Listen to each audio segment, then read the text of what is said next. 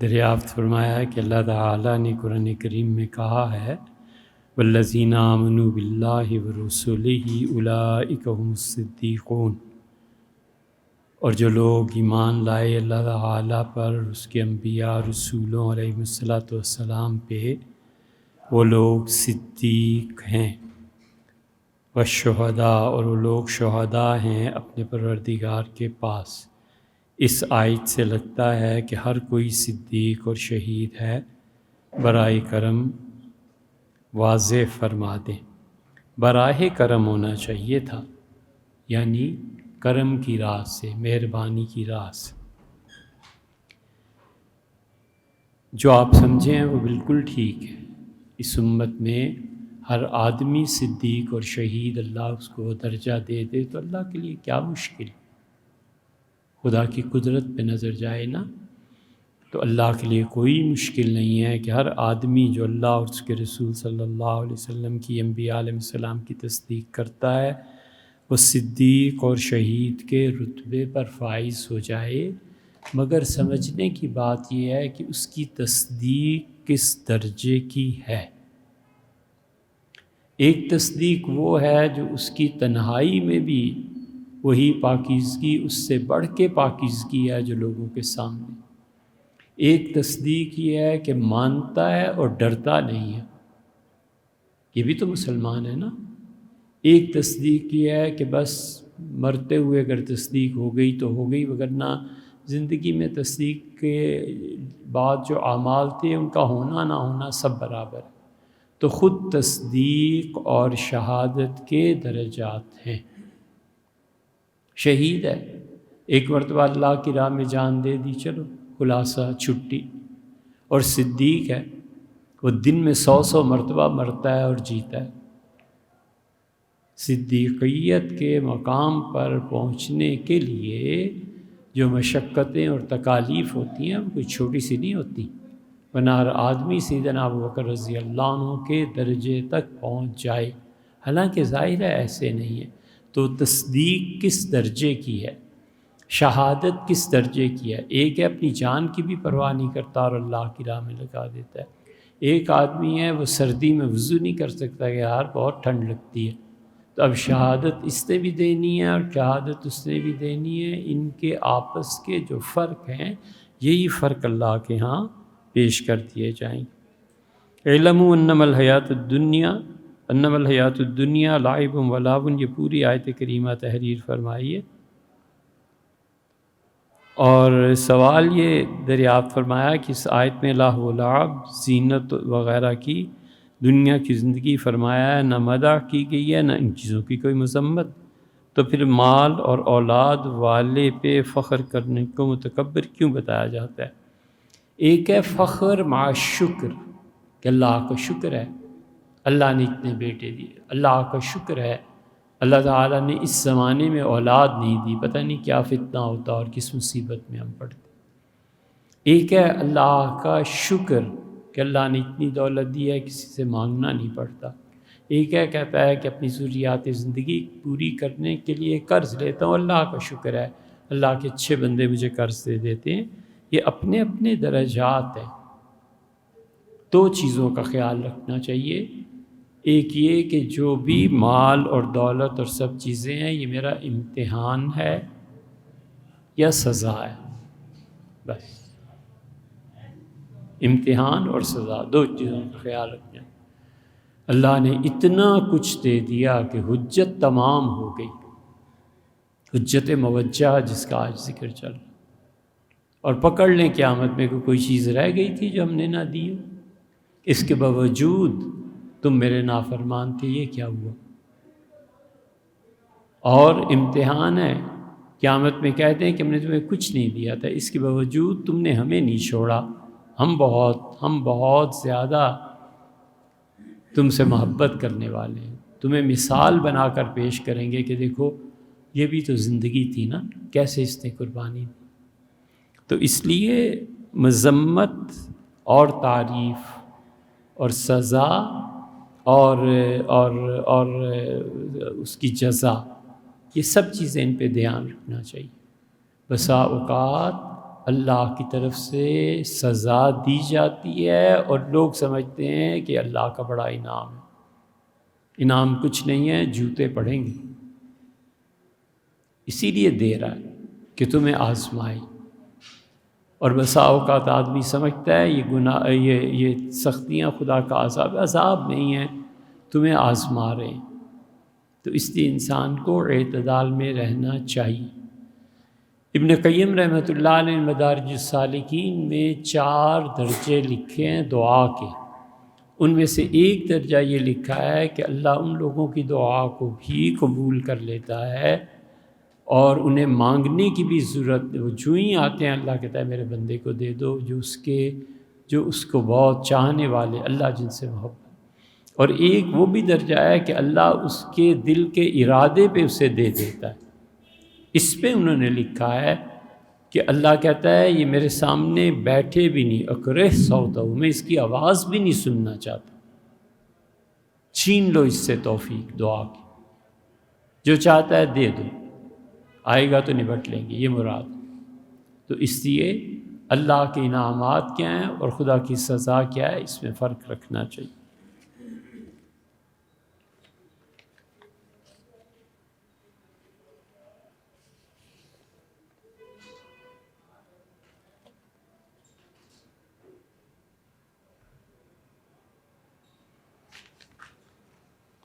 یہ سوال 2 مرتبہ، ایک مرتبہ تو ہمارے پاس پہنچا اور ہم اسی کا جواب دینے کے لیے حاضر ہیں، وہی ادھر بھی تحریر فرمایا آپ نے۔ سوال یہ ہے کہ سرکاری نوکری کی اور اپنے بیوی بچوں کی مکمل کفالت کرتا رہا، اور ریٹائرمنٹ کے بعد ساری رقم پلاٹ لے کر بیوی کے نام کیا اور گھر بنا دیا۔ اب اہلیہ جو ہے اپنے رشتہ داروں کے ساتھ مل کر مجھے گھر سے نکال دیا ہے۔ بیوی سرکاری اسکول میں ٹیچر ہیں، میرے بچوں نے ماں کا ساتھ دیا، بیٹی نے PhD فزکس کی 2 سال تک کوئی رابطہ نہیں کیا۔ فون کیا ہے کہ 2 لاکھ روپے بھجوا دیں، میں نے اپنی شادی کی شاپنگ کرنی ہے، میں اکیلا شکر گڑھ گاؤں میں رہتا ہوں، دریافت کرنا ہے کہ اگر میں رقم نہ بھیجوں تو گناہ گار تو نہیں ہوں گا۔ دیکھیں، شریعت نے عورت کے نان و نفقہ کی ذمہ داری مرد پر رکھی ہے۔ بیٹی ہے تو باپ ذمہ دار، بہن ہے بھائی ذمہ دار، اسی طرح بیوی ہے تو شوہر ذمہ دار ہے، اور اگر وہ ماں ہے تو بیٹے کے ذمے اس کا نان و نفقہ ہے۔ اور ان ساری صورتوں میں عورت کو اللہ تعالیٰ نے کسب معاش سے پاک رکھا ہے کہ وہ کسی صورت بھی کمائے گی نہیں، اور اگر وہ کماتی ہے اور نان و نفقہ کی خود کفیل ہے، سب چیزیں اس کے پاس ہیں، اور یہ جو شادی کے اخراجات کے حوالے سے اتنا مال، فرض یہ 2 لاکھ انہوں نے مانگ جائے، 2 لاکھ ان کے پاس ہو بھی تو بھی جو پیسہ انہوں نے جمع کیا ہے، اس صورت میں شریعت یہ کہے گی کہ باپ پیسہ نہ دے کیونکہ اس کے پاس پیسہ ہے۔ اور اگر اولاد کی مثلا 2 بیٹے تھے، ان کی شادیوں پہ خرچ کیا ہے تو جتنا ادھر خرچ کیا ہے اتنا دینا پڑے گا۔ 2 باتیں واضح ہیں کہ لڑکی کے پاس خود مال ہے اور اس کی شادی کو عام نارملی کفایت کرتا ہے، پھر باپ کی ذمہ داری نہیں رہ جاتی۔ اور اگر اس نے اس سے پہلے اور بچوں کی شادی پہ کچھ پیسہ دیا تھا، اب اس بیٹی کو بھی مانگنے پہ دیا جائے گا۔ وجہ اس کی یہ ہے کہ سب میں برابری اور انصاف کو قائم رکھنا ہے۔ مبسوط میں سرخسی رحمۃ اللہ علیہ نے اس پہ فتویٰ دیا ہے، اور شامی میں بھی انہوں نے یہی بات کی۔ سوال تحریر فرمایا کہ وراثت کی تقسیم، ایک سوال اس سے پہلے یہ ہے کہ فرمایا کہ سیدنا حسن رضی اللہ عنہ کو کس نے زہر دیا اور کیوں دیا؟ یہ بھیا ہمیں تحقیق نہیں، کبھی فرصت ملے تحقیق کریں تو آپ سے عرض کریں گے، ہمیں تحقیق نہیں، وقت ہی نہیں ملا۔ ایک یہ فرمایا کہ سورج کا مغرب سے طلوع ہونا علامات قیامت میں سے ہے، یعنی اس کے بعد قیامت اسی وقت قائم ہو جائے گی۔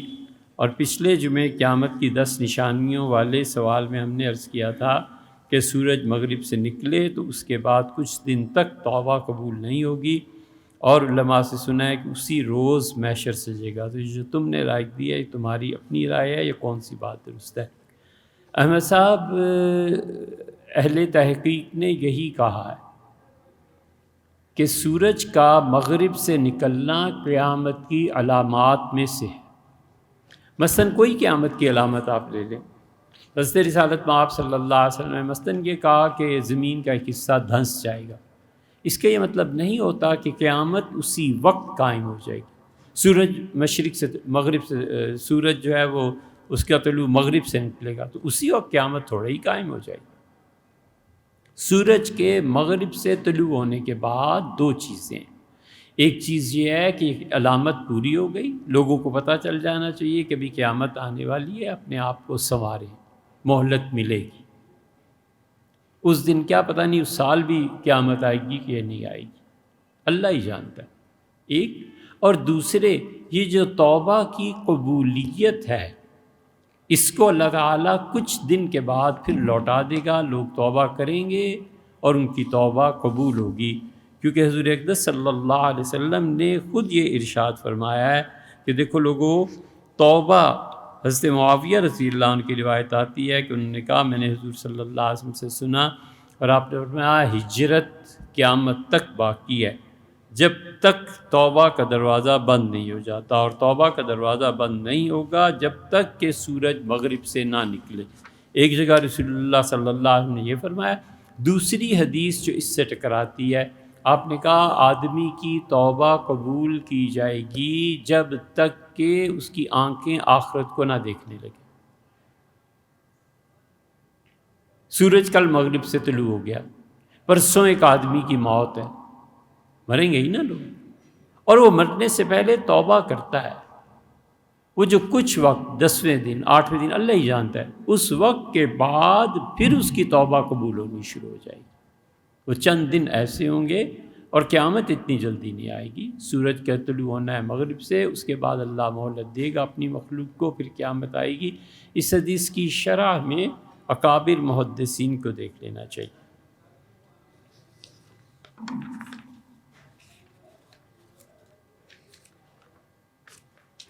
سیدنا ابو بکر رضی اللہ عنہ کا افضل نہ مانے اور یہ کہے کہ ہم کون ہوتے ہیں ترتیب افضلیت طے کرنے والے، تو آپ کو کہا کس نے ہے کہ آپ ہیں؟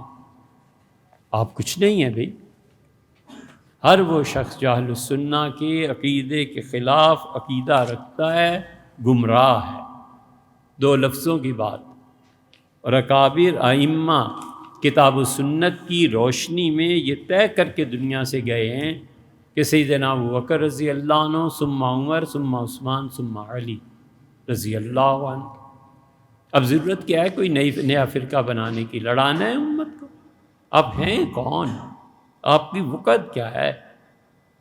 ہم کون ہوتے ہیں؟ بالکل سچ فرمایا، آپ کچھ بھی نہیں۔ ترتیب افضلیت، اللہ کے یہاں کون افضل ہے کون نہیں ہم نہیں جانتے۔ اب کیوں نہیں جانتے؟ پڑھیے اہل السنہ کا عقیدہ پڑھیے، آپ کیوں نہیں جانتے؟ تعلیم نہیں ہے تو پھر اس کا دوش کسی اور کو دیں، یہ تحکم نہ کریں۔ تو کیا یہ درست ہے؟ بالکل ٹھیک انہوں نے کہا۔ وہ کون ہوتے ہیں؟ بالکل کچھ نہیں ہوتے۔ اور یہ جو ارشاد فرمایا کہ ہم نہیں جانتے تو جاہل ہوں گے نا بھیا، آپ انہیں تعلیم دے دیجیے۔ اور اس بات کا تفصیلی ہونے کا فتویٰ دینا کہ شدت پسندی نہیں، کس بات کا؟ جو ہم کہہ رہے ہیں یا جو وہ کہہ رہے ہیں؟ سیدھی سادی 2 لفظوں کی بات ہے یار، عقیدہ طے شدہ چیز۔ امام ابو حنیفہ رحمۃ اللہ علیہ نے اور ان سے بھی پہلے جو ان کے اساتذہ تھے انہوں نے طے کر دی۔ عقیدے میں یہ طے ہو گئی ایک مرتبہ بات کہ حضور صلی اللہ علیہ وسلم خدا کے آخری رسول ہیں۔ اب ایک شخص کہتا ہے 1500 سال کے بعد کہ وہ اللہ کے آخری رسول نہیں ہیں اور میرے پاس دلائل ہیں۔ بھئی ہو تم کون؟ کیا دلائل ہیں؟ پوری امت گمراہ ماننی ہے؟ اجرائے نبوت ہے نا، نبوت جاری ہے، یعنی امت نے طے کر دیا کہ نبوت جاری نہیں ہے، ختم۔ اب ایک آدمی کہتا ہے غلام احمد قادیانی نبی ہے، تو غلام احمد قادیانی صاحب کو نبی ماننے سے پہلے آپ ایک اور بات کریں، آپ کہتے ہیں نبوت جاری ہے۔ امت اسے کفر قرار دے چکی تھی۔ غزالی تھے، رازی تھے، جوینی تھے، اسفرائینی تھے، طحاوی تھے، امام محمد ابو یوسف، امام منصور ماتریدی، ابو الحسن اشعری رحمہ اللہ، سارا علم کلام طے کر گیا عقیدوں کو، اب اس عقیدے سے پھرنا یہ گمراہی۔ امت طے کر چکی کہ سیدنا ابوبکر رضی اللہ عنہ سب سے افضل، امت طے کر چکی کہ سیدہ فاطمہ رضی اللہ عنہ یا ام المومنین حضرت عائشہ رضی اللہ عنہ، حضور صلی اللہ علیہ وسلم کی محبوبہ حضرت ابوبکر رضی اللہ عنہ کی صاحبزادی، ان دونوں میں سے جو کسی کو بھی افضل مانتا ہے اس کی اپنی مرضی ہے، ان کو مانے ان کو ماننے کوئی فرق نہیں پڑتا، دونوں کے لیے رسول اللہ صلی اللہ علیہ وسلم بڑے بلند کلمات فرمائے۔ اب ہم جو کہیں کہ ام المومنین عائشہ رضی اللہ عنہ افضل تھیں، چلو ایک بات ہے، لیکن جب یہ کہیں گے کہ فاطمہ رضی اللہ عنہ کو کوئی مقام نہیں تھا تو یہاں سے جھگڑا شروع ہو جائے، یہ بھی تو زیادتی ہے نا۔ ہمیں یہ مان لینا چاہیے کہ اکابر نے دونوں روایات دی کہ وہ کہتے ہیں انہیں مانو انہیں مانو، ہماری سر آنکھوں کو۔ جہاں امت نے عقیدے میں نرمی رکھی ہے بالکل ٹھیک ہے، جہاں امت نے نرمی کی بجائے ایک قطعی چیز طے کر دی ہے وہ بھی ٹھیک ہے، تو اس لیے انہیں تعلیم دینی چاہیے۔ فواد کی ادائیگی والے سوال کے جواب میں ہم نے جو یہ کہا تھا، بھیا وہ چیز ہم نے جو کہی تھی امام ابو یوسف رحمۃ اللہ علیہ کا فتویٰ تھا، اسی قول کو ہم نے اپنایا ہے، جس کا جی چاہے عمل کر لے، نہیں تو نہ سی، کوئی اس پہ اصرار تھوڑا ہی ہے۔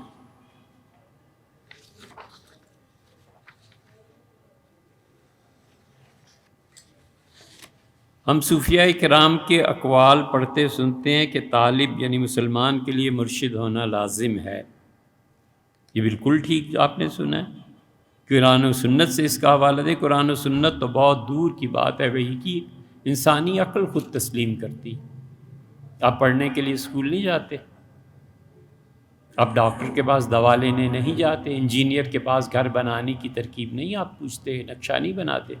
بالکل ٹھیک اسی طرح ہماری روح کو جو بیماریاں لگ جاتی ہیں، حسد ہے، ریاکاری ہے، ظلم ہے، غصہ ہے، جبر ہے خلق خدا، یہ سب روح کی بیماریاں ہیں۔ اس کا علاج کرنے کے لیے جس آدمی کے پاس جاتے ہیں کہ حضرت آپ کو اللہ نے ہم سے زیادہ علم دیا، ہم سے زیادہ آپ کو خدا نے اپنی یاد کی توفیق بخشی ہے، میں اس مرحلے سے گزر رہا ہوں، بیمار ہے میری روح، اس کا علاج کرنا ہے، وہی پیر و مرشد ہوتا ہے، وہی شیخ ہوتا ہے، وہی صوفی ہوتا ہے، وہی بابا ہوتا ہے۔ اس میں کون سی چیز ہے جس کا انکار کرنا ہے؟ اگر اس کا انکار کرنا ہے تو پھر ڈاکٹر کے پاس بھی نہیں جانا چاہیے، اپنے علاج خود ہی کرتے رہنا چاہیے۔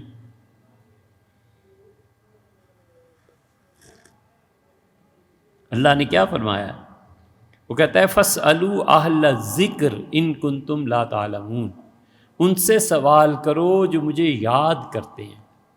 اب اس کی ذرا سی گہری تفسیر میں جائیں نا تو یہ نہیں فرمایا ان سے پوچھو جو علم رکھتے ہیں،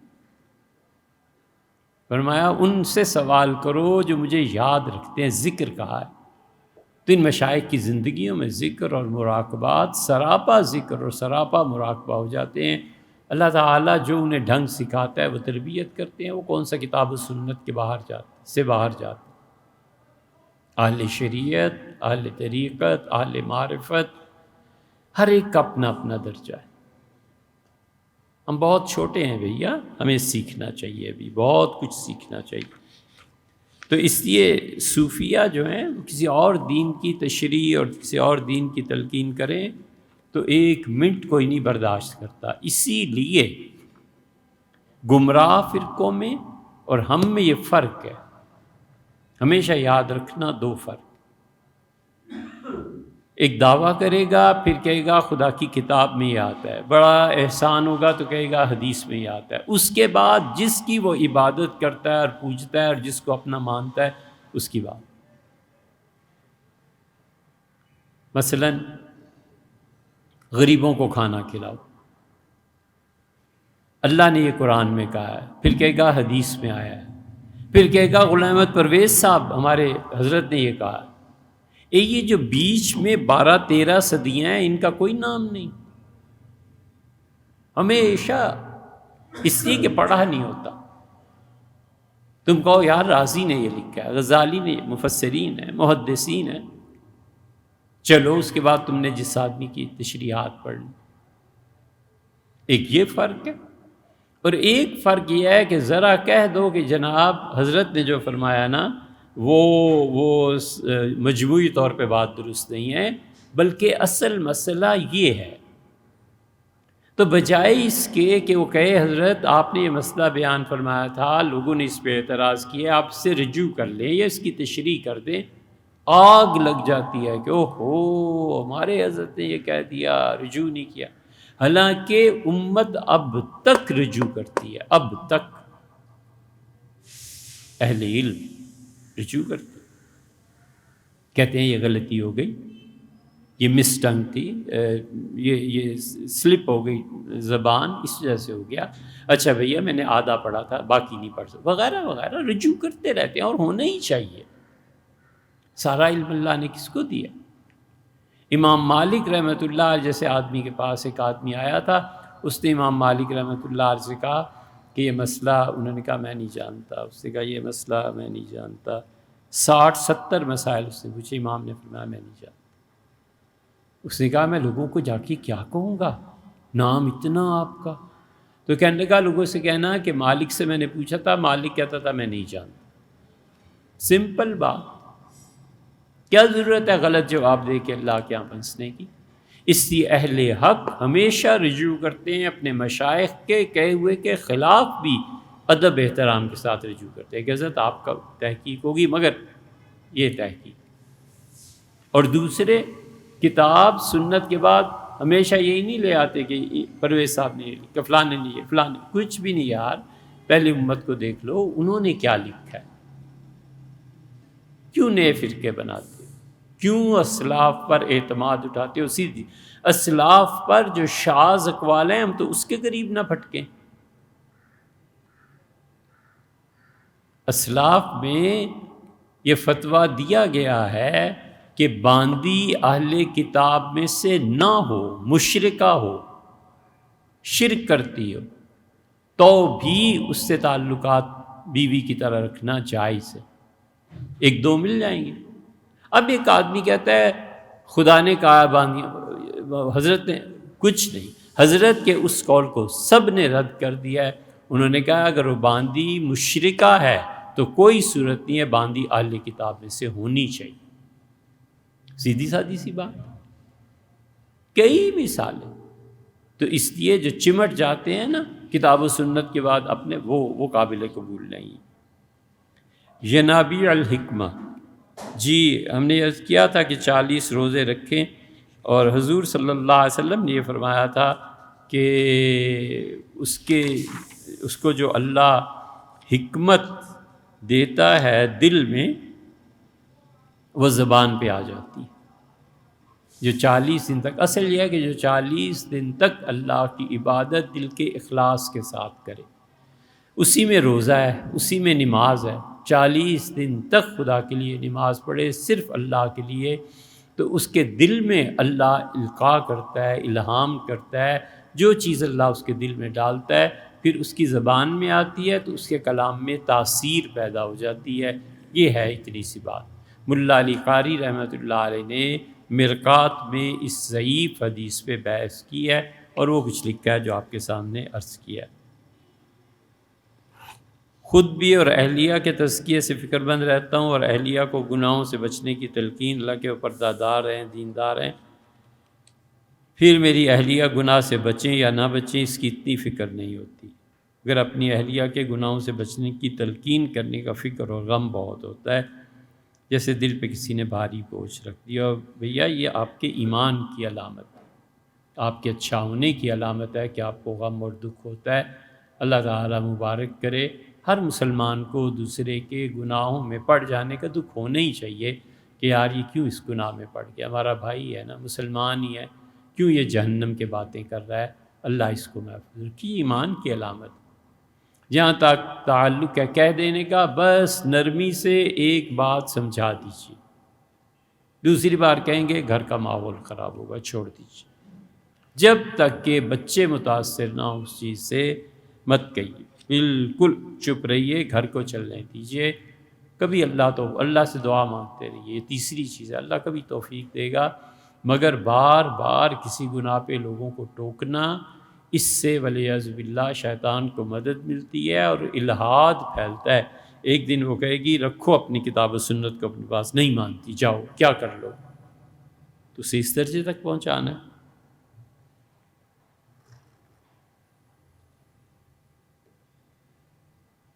محمد بن ابو بکر رضی اللہ عنہ کو کس نے قتل کیا؟ یہ بھی ایک تاریخی بحث ہے. مدت ہوا یہ نبٹ گیا تھا بھئی، آپ خیال میں نہیں رہا.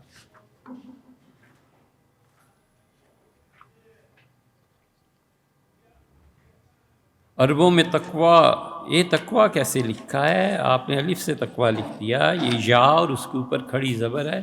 کل کو موسیٰ اور عیسیٰ بھی کیا ایسے ہی لکھا جائے گا؟ عربوں میں تقوی اور طہارت عبادت کا ذوق بھی زے سے لکھ دیا. یہ کیا ہے یار؟ ذوق چکھنا، ذائقہ. لیکن وہ داڑھی کیوں نہیں رکھتے؟ جس امام کی تقلید کرتے ہیں ان کی فقہ میں داڑھی رکھنا بہت ضروری ہے. یہ جو تقوی اور عبادت ہے نا، بہت بڑی بات. یہ چیزیں اس سے لے آئیں. اللہ نے چاہا وہ اس پہ بھی آ جائیں گے. جن لوگوں میں تقوی ہوتا ہے نا، یہ لوگ بہت قیمتی ہوتے ہیں. ظاہر میں چاہے وہ کتنے ہی دین کے خلاف ہوں، لیکن تقوی ایک ایسی چیز ہے جو اللہ نے بار بار کہا ہے ان اللہ متقی لوگوں کے ساتھ ہے، اللہ تقوی والوں کے ساتھ. داڑھی کرے اور فراڈ اور یہ اور داڑھی رکھے اور یہ ساری چیزیں یہ نہیں چلتی. نفاق پیدا ہو جاتا ہے. وہ لوگ جو تقوی کی راہ اختیار کرتے ہیں، اللہ ان سے راضی بھی ہوتا ہے اور اللہ آہستہ آہستہ آہستہ آہستہ ان کی اصلاح بھی کر دیتا ہے. اکثر مساجد میں بچوں کو درمیان کی صفوں میں کھڑا کرتے ہیں. یہ بات کئی مرتبہ آ گئی بھائی، بچے جہاں بھی کمفرٹیبل ہو وہاں انہیں کھڑا کرنا چاہیے، بس سیدھی سی بات ہے. اور بچوں کو پیچھے بھیج دینے سے وہ نقصان یہ بھی ہوتا ہے کہ یہ مل کے پھر شرارتیں کرتے ہیں. کم سے کم باتیں تو کرنے لگتے ہیں نا. تو اس لیے یہ نہیں کرنا چاہیے. بچوں جہاں کمفرٹیبل ہے اس بچے کو، پہلی بات یہ ہے کہ مسجد میں ہی اس بچے کو لانا چاہیے جو بچہ پاکی اور ناپاکی کو سمجھتا ہو. اگر ایک بچہ پاکی اور ناپاکی کو نہیں سمجھتا تو اس کو مسجد لانا ہی نہیں چاہیے. ایک سوال آپ نے تحریر فرمایا کہ اسپانسر اور ایجنٹ نے ملکی قانون کی خلاف ورزی کی. آپ نے اس کے ساتھ 13 لاکھ روپے طے کیے تھے کہ 13 لاکھ روپے دو اور ہم تمہیں فلاں ملک میں پہنچا دیں گے. جعلی ویزا لگوا کے اب آپ نے اسے پہنچا دیا. وہ کہتا ہے 4 لاکھ لے لو اصل، اور باقی تم نے جو رشوتیں دیں اور کرتوت کیے میں نہیں دیتا. یہی ہے نا کل مسئلے کا خلاصہ. جناب والا، آپ جو لے کے گئے ہیں دوسرے ملک میں، اسے غیر قانونی طور پر سرحد پار کرانا یہ گناہ ہے. اللہ سے بھی معافی مانگنی چاہیے، اور ممکن ہو تو اس حکومت سے بھی کہ میں نے یہ کام کیا ہے، آپ بھی مجھے معاف کریں، اللہ معاف. لیکن اس نے جو طے کیا تھا نا کہ 13 لاکھ روپے دو گے تب لے کے جاؤں گا، وہ 13 لاکھ اس کے ذمے پورے کرنے ضروری ہیں. 4 دے دیے ہیں تو 9 لاکھ اسے واضح لفظوں میں اور دینے ہیں. نہیں دے گا تو گناہ گار ہوگا. وجہ اس کی یہ ہے کہ یہ تو انسانی زندگی کے معاملات ہیں نا، اس میں وہ کیوں رشوت اور ان چیزوں کو؟ غلط بات. جو گناہ انہوں نے کیا وہ بارڈر کراس کرنے کا تھا، بس بات ختم ہو گئی. آپ نے طے کیا تھا کہ 13 دوں گا، مجھے پہنچا دینا، تو 13 ان کے پورے کریں. انہوں نے تو پہنچا دیا، ان کی ذمہ داری ختم ہو گئی. چاہے صحیح طریقے سے پہنچایا یا غلط، کوئی اب ان پہ دعویٰ نہیں رہا.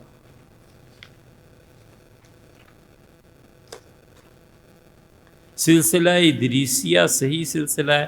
بھئی ہم جانتے نہیں یہ سلسلہ ادریسیہ کیا ہے. اگر اس کی وضاحت ہوتی تو کچھ عرض کر.